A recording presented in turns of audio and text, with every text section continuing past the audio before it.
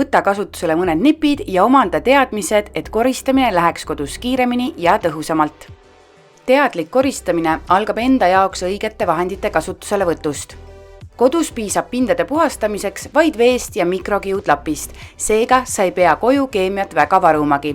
Võta koristamisel kasutusele üks suurem kast. Pane sinna sisse kõik koristatavasse tuppa mittekuuluvad asjad ja alles kogu koristamise lõpus pane asjad omale kohale tagasi. Niimoodi oled koristamisega antud toas fookuses ja hoiad aega kokku. Tõhusa koristamise alus on korralik kuivatamine. Näiteks pärast duši all käimist kuivata dušinurk alati ära. Võta kodus asjade puhastamisel kasutusele sidrunhape, näiteks veekeetja või kohviaparaadi puhastamisel. Köögivalamu puhastamisel tee kraanikauss põhjalikult puhtaks ja määri näiteks kookosõliga üle. Valamu püsib niimoodi kauem puhas ja ilus. Loo endale ja pereliikmetele harjumus panna asjad pärast kasutust omale kohale ära, mitte et panna asjad lihtsalt kuskile.